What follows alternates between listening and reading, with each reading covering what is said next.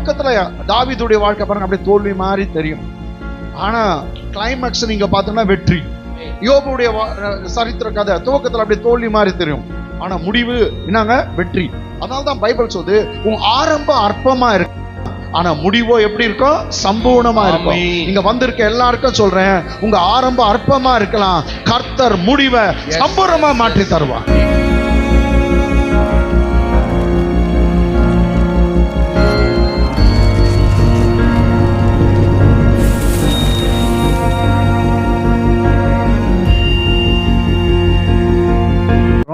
துவக்கத்துல தோல்வி மாதிரி தெரியலாம்.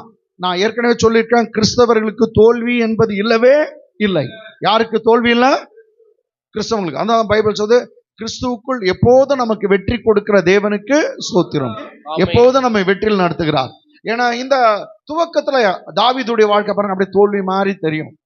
ஆனா கிளைமேக்ஸ் நீங்க பாத்தீங்கன்னா வெற்றி. ஆமென். யோபுடைய சரித்திர கதை துவக்கத்துல அப்படியே தோல்வி மாதிரி தெரியும். ஆனா முடிவு என்னங்க? வெற்றி. அதனால்தான் பைபிள் சொல்லுது, உன் ஆரம்பம் அற்பமா இருக்கலாம், ஆனா முடிவோ எப்படி இருக்கும்? சம்பூர்ணமா இருக்கும். இங்க வந்திருக்க எல்லாருக்கும் சொல்றேன், உங்க ஆரம்பம் அற்பமா இருக்கலாம், கர்த்தர் முடிவை சம்பூர்ணமா மாற்றி தருவார். இது கர்த்தருடைய பிள்ளைங்களுக்கு மாத்திரம். ஆனா உலகத்தான் என்னன்னாக்கா, ஆரம்பம் அப்படியே கலகட்டும் உருன்னு போயிடுவான், அப்படியே அவன் கூட புஷ்ன்னு போயிடும். பார்த்திருக்கீங்க தானே?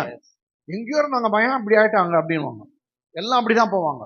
ஆனா உங்களுடைய நிலைமை ஆரம்பம் அற்பமா இருக்கலாம், ரொம்ப சின்ன டிஸ்பைஸ் பண்ற மாதிரி கேலி பண்ற மாதிரி நிலைமையில இருக்கலாம்.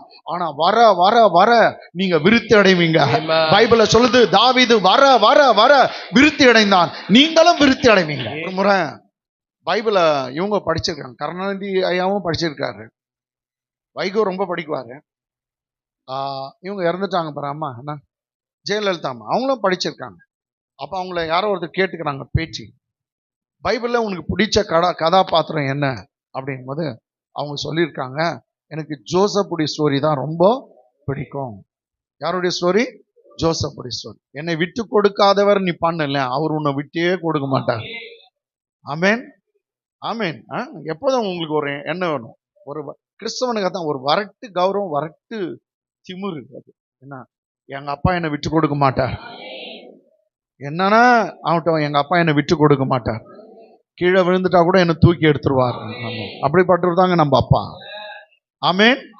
அது அது நம்ம பைபிள சொல்ல, கிறிஸ்தவனுக்கு பெருமையே இருக்கக்கூடாது, கர்வம் படிக்கக்கூடாது, ஆங்காரம் படிக்கக்கூடாது, காலரை உயர்த்தக்கூடாது, எதுக்கும் நம்ம பேசக்கூடாது. ஒரு மனுஷனுக்கோ நான் இந்த ஜாதி இல்லாட்ட நான் இவங்கிட்ட இவ்வளோ பணங்குது, அதுக்கு எதுக்கும் நம்ம வரட்டு கௌரவம் படிக்கக்கூடாது. உனக்கு வரட்டு கௌரவம் திமிர் படிக்கணும்னா, எங்க அப்பா அப்படியாப்பட்டவர், அப்பாவை குறிச்சு பேசும்போது தான் உனக்கும் எனக்கும் என்னங்க? ஆமேன். எங்க அப்பா, நான் அவருடைய பிள்ளை, ஏன்னா அவர் கைவிட மாட்டார்.